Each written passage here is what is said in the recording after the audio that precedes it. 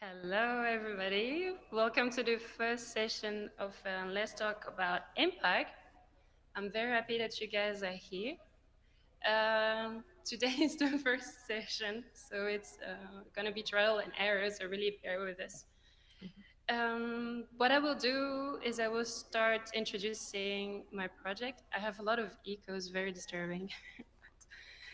I will start introducing my project and then I will introduce my guest speakers today, which is Bram, Boy, and Mia. And my name is Shad. I'm a French designer, UX designer, and researcher. And my graduation project, Impact Probes, was researching the question of impact within social design. And I started this project because I was really interested at the question of impact, because you hear it more and more at projects that look at the question of social initiatives and inclusive project and that sort of stuff. And I decided to start an investigation looking at how designers position themselves towards impact and how they position their practice. And it's also what I would like to do here today with my guests. And first, I will show you a bit more the outcome of my project, which is called the Social Design Hub.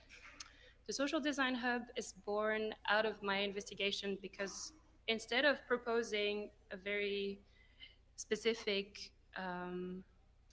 just a specific definition of impact and a specific definition of social design, I thought it was more interesting to actually create a platform where we can gather designers' perspective on impact and designers' perspective on their practice. And I will quickly walk through the hub I created, which hopefully you can see on the screen. So this is the Social Design Hub, which is an online community where you can upload your projects. And while you upload your project, there's actually a specific question that asks you about how you position yourself towards impact, how you define it for your project, and how you measure it for yourself. And I thought that was an interesting way to then have a sort of online library of different projects and different ways of measuring impact and different measuring processes and methodologies instead of just, proposing one version of impact and one version of social design projects. And I also wanted to have a possibility also to share frameworks and processes to really start having a more transparent way of sharing the way we do design and the way we do this sort of projects. And I also wanted to have a bit the same approach today with my guest speaker, which I will introduce in a minute. So I will stop sharing that screen. And I will start by introducing Bowie, which is just right next to me here. Bowie is presenting here in Milan the project Immeasurable Range, which is a project that is hacking 4 measuring tools where he questions the rigid standards that we all tend to follow, even though they confine us and rule out subjectivity. So Bowie was looking at different measuring tools and measuring methodologies, and I thought it was very interesting to have him here with us today. I will share an image of his project. The website? Yes. So that's Bowie's project, if it loads. Yes. And yeah, I thought it was very interesting to have Bowie with us to also tell us a bit how we view measuring and what is his perspective as a designer. And yeah, so we'll kick off the conversation after the tour of presentation. Do you want to maybe tell us a little bit more about the project? Yeah, okay, maybe also a little bit introduction of myself. Yeah. Yeah. I'm also a product designer. So I graduated together with the fellows and last year, and I'm mostly really thinking and focusing on thinking about the methodologies and how design works. And so in the practice wise, I'm thinking how can I create works to question about the standardizations and also the normal way of working with stereotypes. So that's basically what I'm doing. And today we're going to discuss with different applications and executions and different cases from the guests. So yeah. Very nice. Thank you. And then we have Mia, which is which the project we wanted to talk to you, like we don't want to talk about today, is your project Urban Futures, which is a board game for all the millennials priced out of the housing market, or for anyone who wonders why cities develop the way they do. Which I thought also was an interesting project because you're really focusing on a specific type of people with a very specific problematic. Do you want to tell a little bit more about your practice or this project as well? Yeah, sure. So Urban Futures is my graduation project from last year, and it is a board game where yes, it's on the screen now. It's a board game that can be played by 2 to 4 people, and it is about understanding different positions of different stakeholders within the environment of urban landscape and city planning.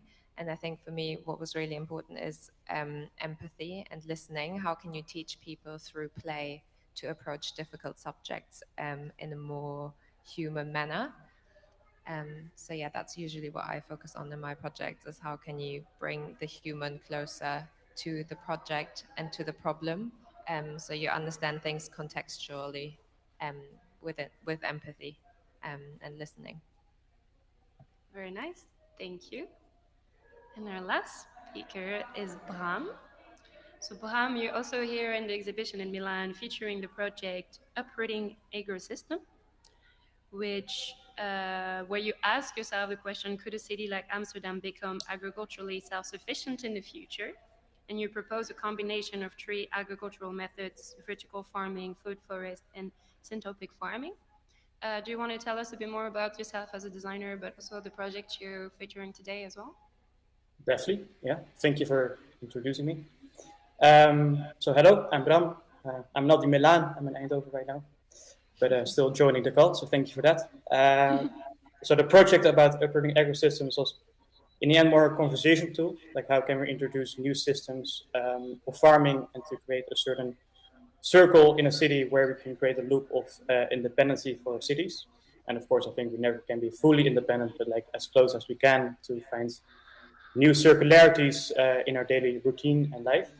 So for Amsterdam, it was mere a conversation tool to propagate the idea of how an entire suburban land next to Amsterdam would be fully self-sufficient.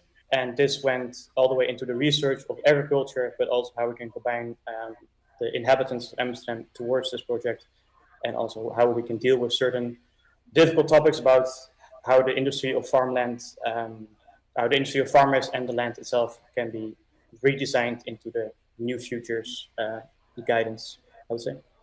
So that's, I guess, that's the quick story about uprooting ecosystems. Very nice. Thank you also for talking a little bit about your project. So I thought it was nice to really put the context about your guys' practices and what you're working on. So today we have a table where we have two designers, Mia and Bram, who are really focusing on specific situations and group of people. And Boy has a bit of a different perspective, which is more looking at the question of measuring, which was also centering my project as well when I was looking at those measuring practices and processes for impact within design. And I think we'll kick off the core of the conversation by asking you guys, what do you think of the word impact and how would you define it? And whoever wants to start just can kick it off. And Impact. Did you Can just I- ask how to measure it? Sorry, my mic. Yeah, also, I didn't hear the question clearly. so asking you guys, how do you define the word impact towards design practice, of course?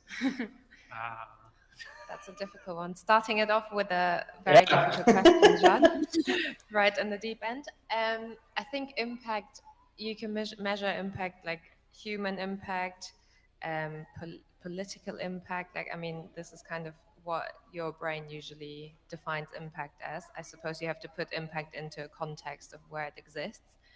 I think what it eventually comes down to is, who do you want to have impact on, or what system do you want to have impact on? Is it who's the receiver of whatever your project is trying to do? So whether this is like for Bram, maybe it's more an organization, or maybe it's the government. Is it one person? Is it one school? So I think, like, for me, impact has a lot to do with the recipient of whatever outcome it'll be. Maybe. Yeah, indeed. It's also a very high level description. Do you have maybe, would you relate yourself in your practice towards this? I think for me personally, what I value a lot in general in any projects that I admire is when I look at it or participate in it and I come back and it has a lasting impact on my memory and something that I will take with me throughout my life or throughout my practice. And whether it doesn't have to necessarily impact a whole country or the whole world. It can impact one single person. And I think there's a lot of value in quite direct and quite penetrative impact into your brain in a way, something that you just take with you and you don't have to tell anyone about it, but you know that it had such a big impact on yourself. Like just targeting humans in a more personal way, I think is something that I usually try and do in my practice. Okay, so something much more focused on, yeah, something you can take and grow with yourself, or something a bit more, like you were saying before, a bit more empathic and focused on sentiment and nice. For me, That's quite beautiful, actually. Yes. Hey, you can go. Yeah, I think I have like a different, how say, more narrative point of view, or like from Mia. For me, this impact is more about this, the feelings, how you experience, and especially from design works that want to make some impact.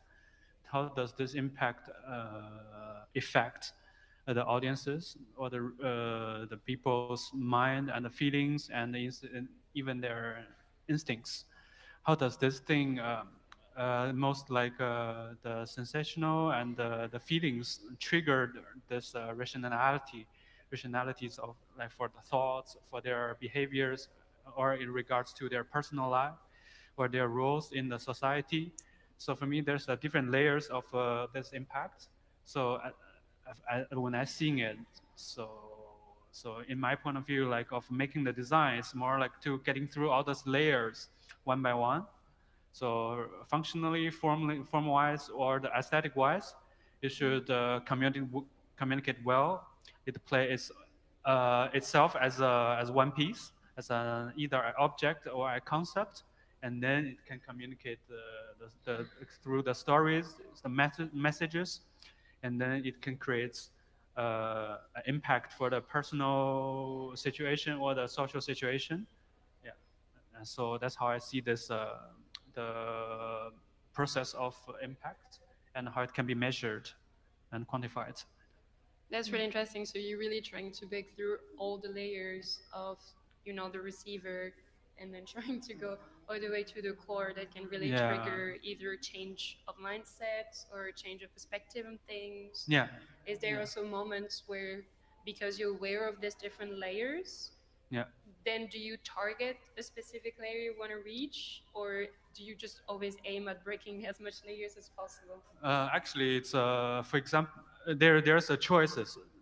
For example, if you design something a bit more commercial, people, the access of the audiences are through this buying or purchasing.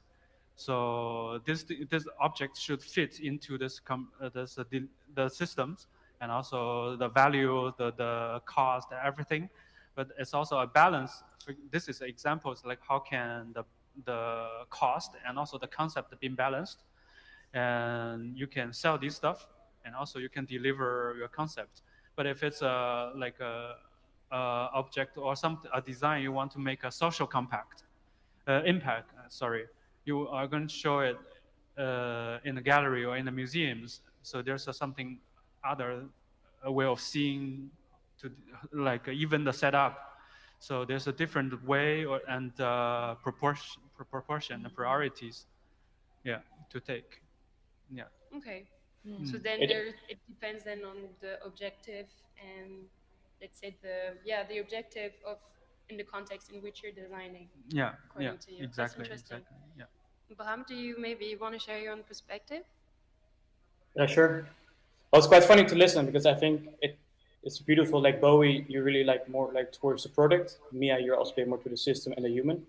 And I truly do think there's like a big difference in how you can measure the impact of like both of these scenarios. And I think Bowie can have a very tangible feeling of like how to actually measure this impact. I think also, by the way, you should use these two words in your work, measuring impact, because it's precisely what you did.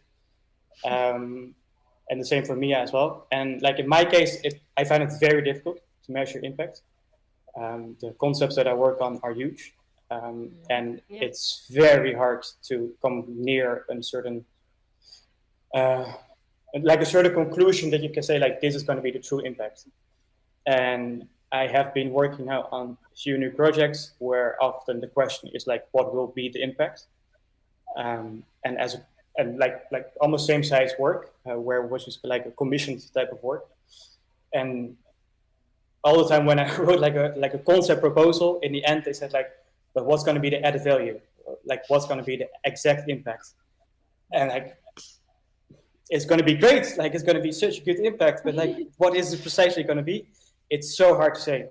And a lot of people do want to know the impact, which of course makes a lot of sense. But to be able to measure certain impacts on such a new scale, I think is impossible. I think it's almost in a next future world where you would be able to measure its impacts, but right now everything is too fresh in its starting blocks, I would say, about the topics that I work with. Like there's not that much data collected yet about these systems and about like different agricultural systems, and especially if you combine them and especially if you use them in a large scale, like the benefits will for sure be good, but like on what scale and how great is it going to be? Like no idea. Yeah. And I'm really trying to work with like these collaborations with scientists, professors, but also governments and others, where they can tell me more about the impact. And I also don't want to be in the role of saying like this is going to be the true impact. It's more for me bringing like these people together to go towards this beneficial impact. Like a facilitator. Yeah, exactly. Yeah. So that's I'm actually struggling a bit with the impact itself. Yeah, no, I get it. But it's interesting. It's almost like you start designing with an intuition, and you know in your guts that this project is positive, but you cannot really point out with your fingers like because of this or that. So you just go like, I think it should be good in a way, and that's interesting because I wanted to ask you: do you think then that as designers, especially in our generation, are we incentivized then to always design for a specific impact, or to design to create positive impact on situations? Because it can also be you design because you just like it, right? Yeah. Is that something you recognize? I think so. I think there's a certain pressure, definitely, that we have a certain role as a designer and resources are limited, and whatever you do should benefit the future of the world, etc., etc. This is obviously looming. I think no matter if you work in design or you work in a completely different industry, I think it's a generational thing that we kind of have to deal with. And I think in terms of impact, it is something that you try and define for yourself within your practice. Is it that you want to reach a certain organization, you want to have a certain exposure online or whatever? This is your sort of measuring of how much impact you think this project will have, because it needs XYZ amount of exposure. It needs to have at least 3 sponsors for it to have any impact. You know, this is kind of your own guideline on your own and your own framework that you set for your specific project.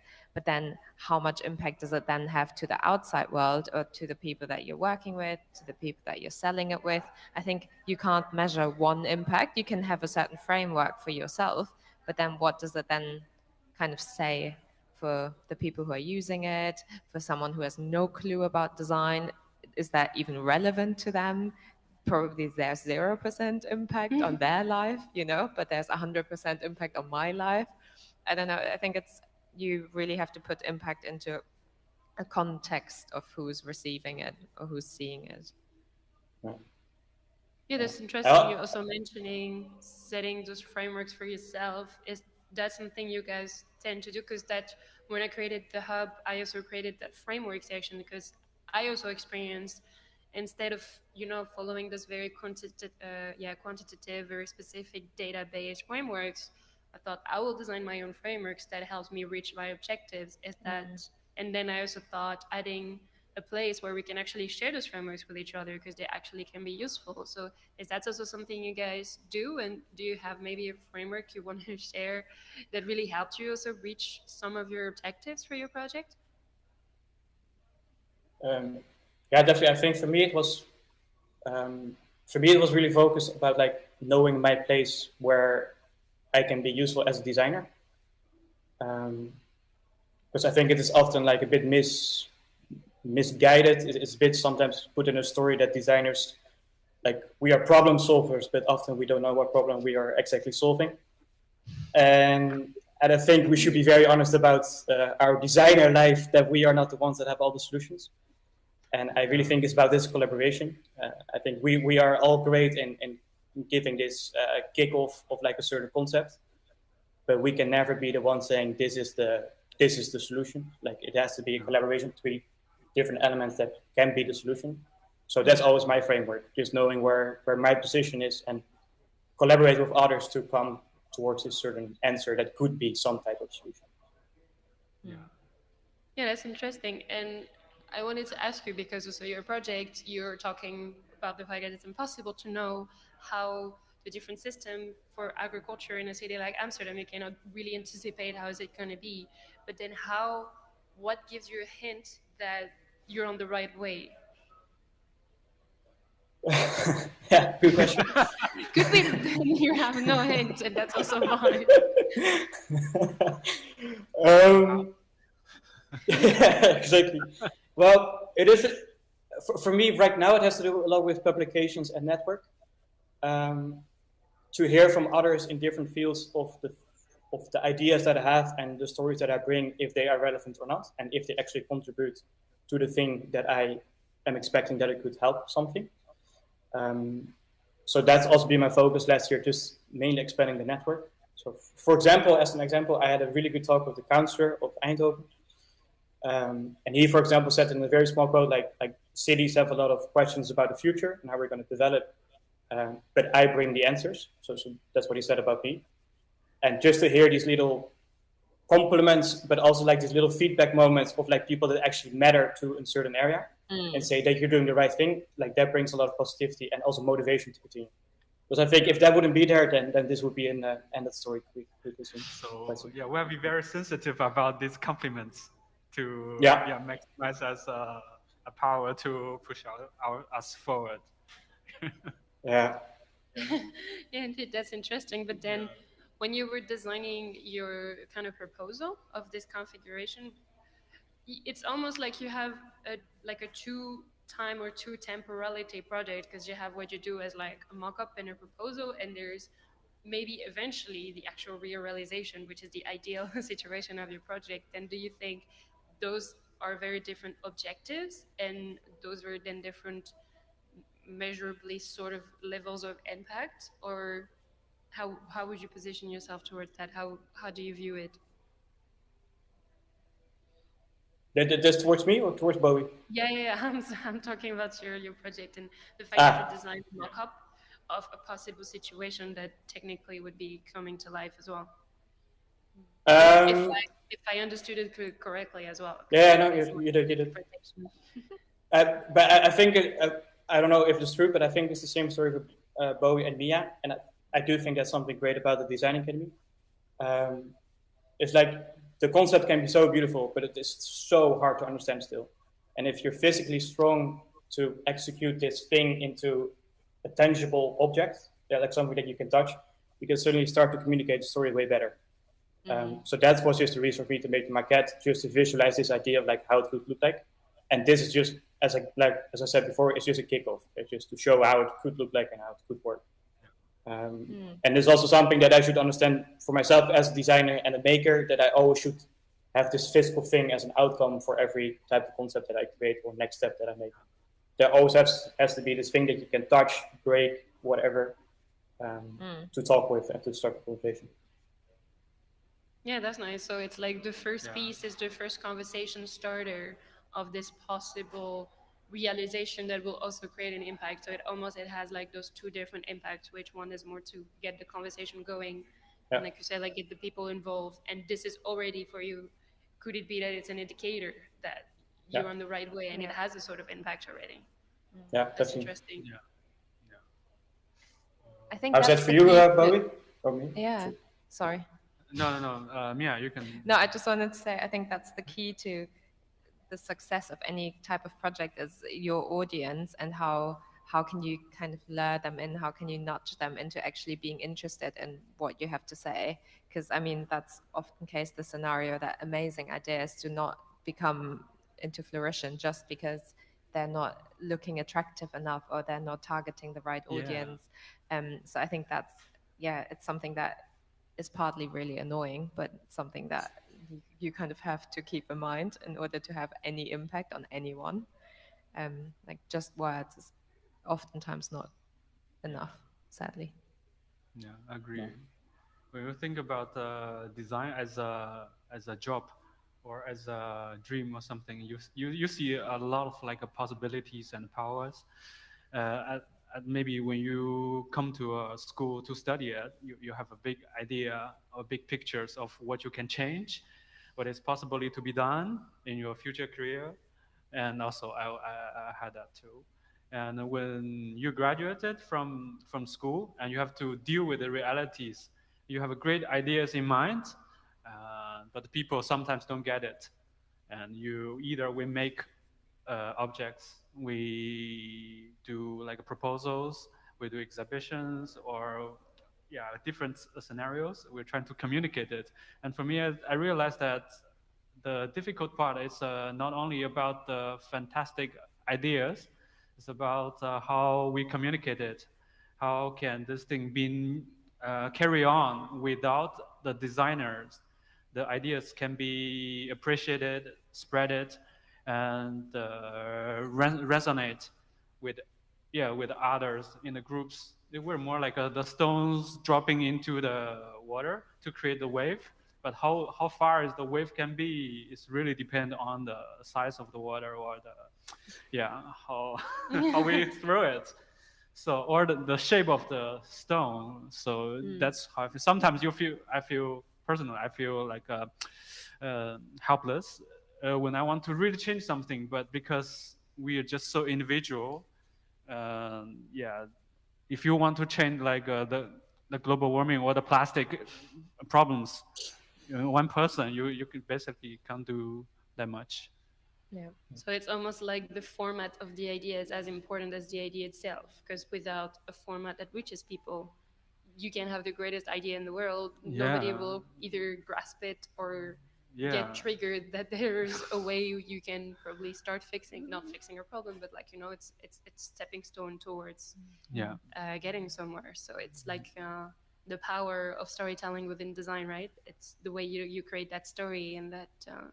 Yeah, that's just what I'm good at and I'm passionate about. But I like Bram and Mia. Yeah, you guys have your own way of telling your own stories, and making your communicate in your own voices. I think that's the beautiful part of of design, because everyone can bring in their own interests and personalities and passions or skills into different forms of narration. We can say like, yeah, a good design can be a nice piece of a story or a movie or a song. Yeah, but everyone have their own voice, their language and lyrics. So yeah, I think that's the way. Yeah. Yeah, How can? that's a really beautiful perspective. And Bowie, I also wanted to ask you, because I know a bit your projects, and I know that you also had a beautiful project where you worked with blind people, right? Yeah. So that's a very specific, yeah, it's a very specific situation that I was just curious how you position yourself towards this particular group, like this particular target. Yeah. How did you manage that relationship where you know there's something that can be done to make their life easier? So, but how do you do when you don't want to overpromise? And how do you set the objectives that you know you can reach and therefore like sort of help them, like, you know, like that kind of tension in Yeah. between, in being like, I know I can do something, but how do I make sure I really do something? And you, so I can imagine you worked with these people. Like, can you tell us a little bit more how you dealt with that relationship, if you want to, of course? Yeah, sure. Because now, like, there's a trend about inclusive design, and everyone's talking about it. How can the society or design can be more inclusive, and we can help a lot. But in my point of view, when I'm thinking about how to help them, the best way to do is to feel how they feel, and to think how they think. Yeah. In terms of this, like for example, this project that you mentioned to help the people who can't see, is that how for me the challenge is to how to getting close as possible to their point of view. How do they facing like the challenges in their life, like personal life at home, and what's the first barrier they need to face uh, in their life, for example, and how do they deal with it? How do they get through it? So in this case, I was doing something about cooking. How can I improve their cooking lives experiences? How to improve their independencies? Yeah. So in this case, the sense of touch is something everyone shares, and so I'm thinking as this as approached to as a common ground for not only for the visually impaired but also for people who has a vision to share with. Yeah, that's how I started with this project. Okay, and what made you want to work in for that specific problematic? Because I can, is there already I would have assumed that there is already some products existing to facilitate the life of people who can see in the Yeah. kitchen. Why, like, how did you thought that you can still add something more, or what triggered you in that sense? Yeah, because for me the starting point is always the perceptions, and from the most basic or how we receive things as a human agent. So from this point of view, we are not. For me, I'm not really categorizing anyone. But from a common sense, or from like a mutual understanding, to design something to help, without categorizing that I'm visual and you are not. I'm more like in a advantage than you, and then I'm helping you, because there's always voice comes if there's a behaviors or if there's a attention, even we are not aware that I say, yeah, if you, for example, if you see someone have a dark skin, you say, your skin is darker than mine. So although is that what you said is partly true from yourself, but from the other point of view, or from the listener, they hear something else. So for me, I think to being more like inclusive is not to reaching out more, but to reflect on ourselves more, that we can. That's how I see to be more inclusive. Yeah. Okay. And so far, have you had a way to, because you had relate, like you tried with users, then have you found a way to, how did you know that the project was working and efficient? And what is the objective then for you? Is it just to show that you can create such objects with a certain sensitivity, or do you actually want them to be produced and commercialized? Like, how do you position that as well? Yeah, I wish there's a balance to be like conceptually to be spread it out as a new concept of design, and on the other hand, I also wish to have these products being produced that more people can really use it in their life. Yeah, they can know that it's become a part of their life and improve their life quality. So. Yeah. So eventually you would like that too. Yeah, Do you exactly. really, Yeah. okay. Mm. Yeah.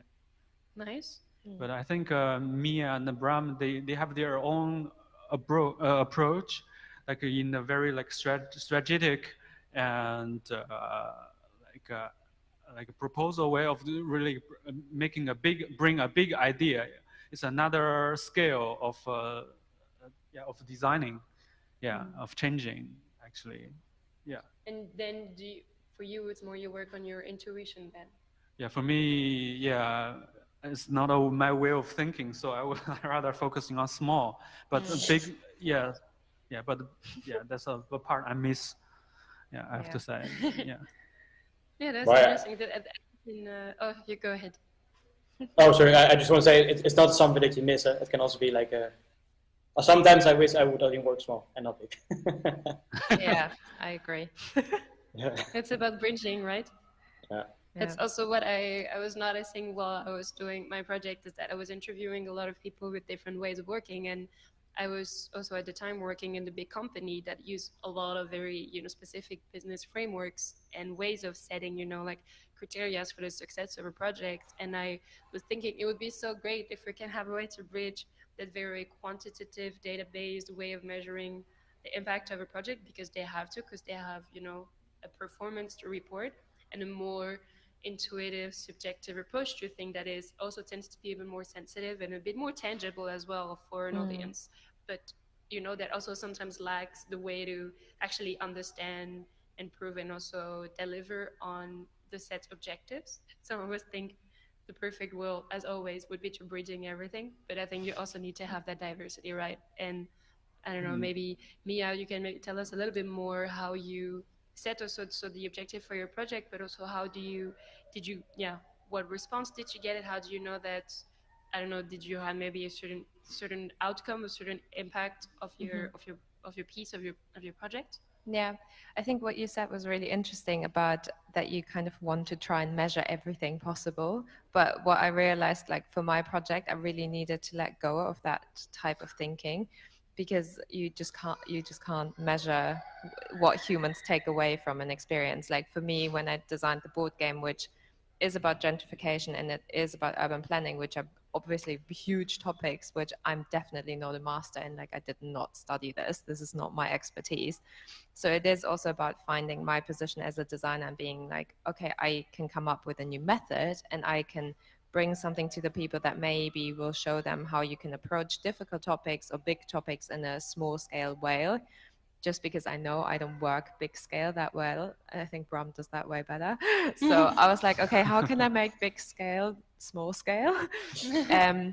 So it was kind of about finding a method that works like this, and then trying it out with people and letting people play. And I think for me the approach of play just worked really well, because it was something that has a certain time frame. You play it for, I don't know, an hour or so, and you go away from it, and you're not taking something physical with you. You're not really, it's not like you learn new statistics. It's a completely fictional scenario.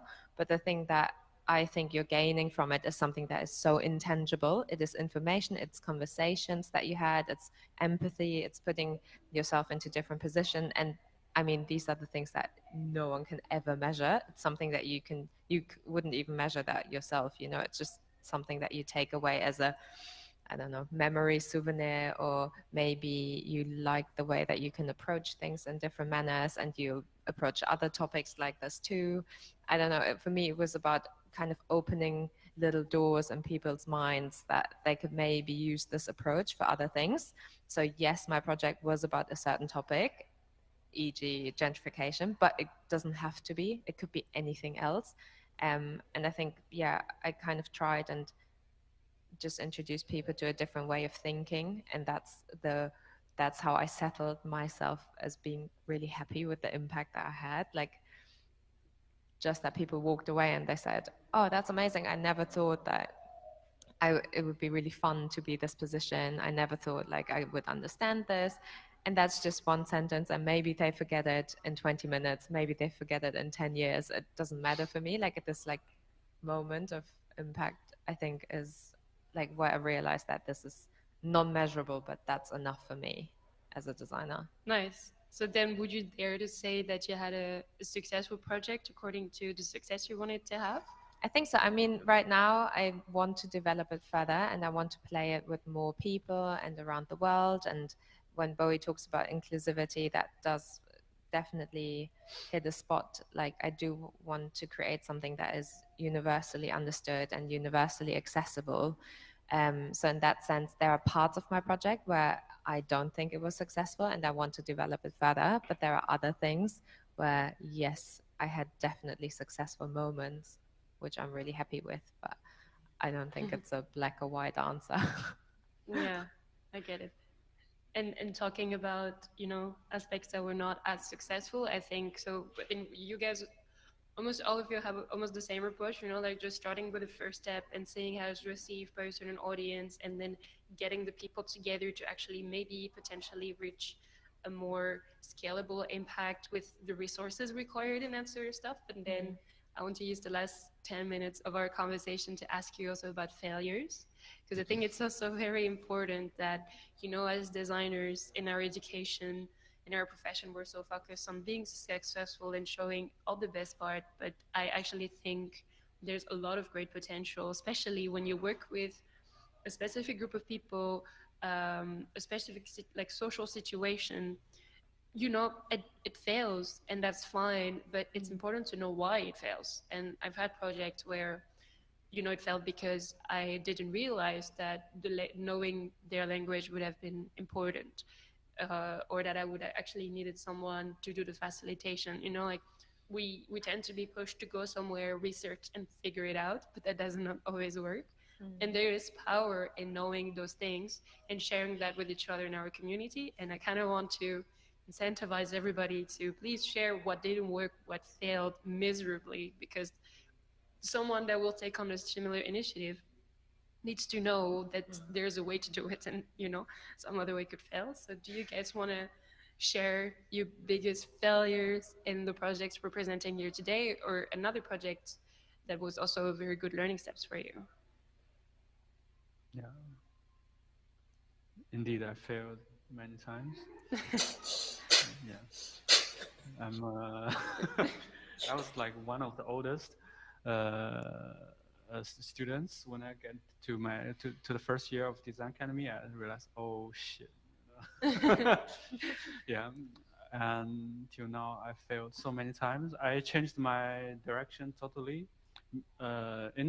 This is my I think the happiest choice in my life, that I become like a product designer. Yeah, and I failed to become a like comic artist, and and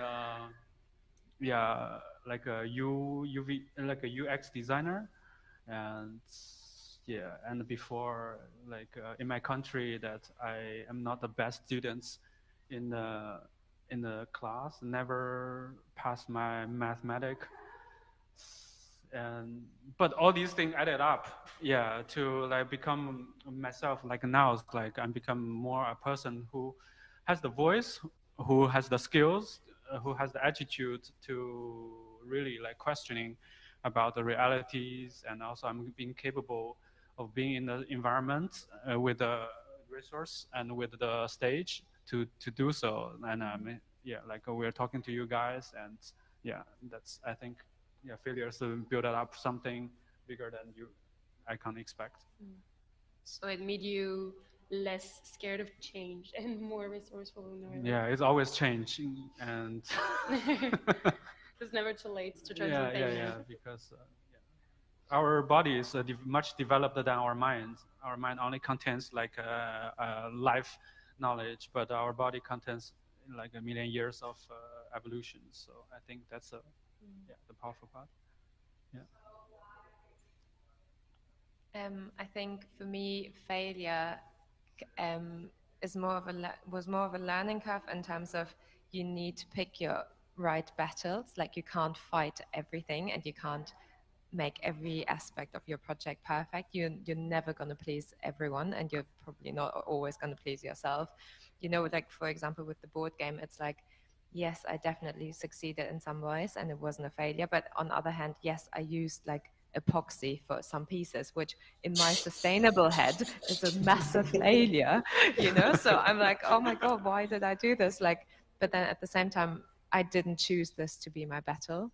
I think at that time I choose something else that I wanted to fight for, and in that term I succeeded and I lost the other battle, where it's like, yes, I want to pick that up again. So that's a failure which doesn't have to impact my project and in a way that I can't be happy with it anymore. But it is something that I myself obviously see as a failure. People who don't really care about sustainability probably don't even see it, but it is, and people who are really into sustainability, they wouldn't even look at my game probably. So yes, it's a failure, but it's something that you can tackle another time. You can take it on as a learning and then go from there. And I think it's this thing where if you're trying to fight everything and you're trying to stand for everything, you're just never ever going to achieve anything. So, but that's just my approach. It's a good learning curve. What about you, Brian? Yeah, I'm thinking hard about it. I think the main topic that I think we share is the being too optimistic, too ambitious, and saying yes to everything and not saying no for once. I think it also has to do a bit with like Corona and other topics of like you want to start your business, you want to continue your work, so you also want to like accept every opportunity that there is right now, because there are not millions of options with Corona. But yeah, I think the last 1.5 years since I've been graduated, I've just been doing everything that I could, and I think with all the ambition of wanting to continue your project, there are some decisions that you have to make that not everything is going to be worth the energy and worth the mindset, and also not always the right decision to just keep pushing forward and say yes. Sometimes this moment of like a little break or to reflect about your work is often more important than just to be pushing it forward with your project. And I think that has been my biggest learning curve lately, because that's also why I'm not in Milan right now. Like my agenda is just completely full because I've just said yes to everything all the time, and it just doesn't make sense. You just work too hard in some moments. Like at some moment, your body is also going to tell you like work a bit less, do a bit less, and that's a bit the thing that I'm dealing right now with. That I went a bit too far with everything. So I see that as a failure. I'm learning a lot from it. Yeah, I wish I would have learned a bit sooner. Great. Do we still have some time for question? Yeah, to round up. Do we have questions from the audience or no? No time. Okay. So yeah, I guess talking about successes and failures, I think this first session was a success. A lot of up and down figuring out the technical stuff, but I think it was a very fruitful conversation to have, the three of you sharing your perspectives and sharing where you meet and where you're so depart, because I think that what makes our design practice very rich, to have that diversity, and that's what I really want to spread, that we can be as diverse. And I just want to encourage you to be transparent, and I also want to encourage you to share your projects on my platform. I will show you really quickly. You have a little button called contribute, and you can just share your project via a simple form, and then I will process it, and then you can have your projects featuring on this online libraries of projects and also your approaches. And that would be super cool if you guys have some time during this hectic week to share your project. And I want to thank you very much for joining our conversation. Thank you. Wish you Thanks. a good day. I don't know Thanks if you want to for share having us. anything else in the last few minutes. No, Yeah, thank you so much. It was really cool. Yeah. All right. Okay, yeah. I think that's it then. I don't know what to do.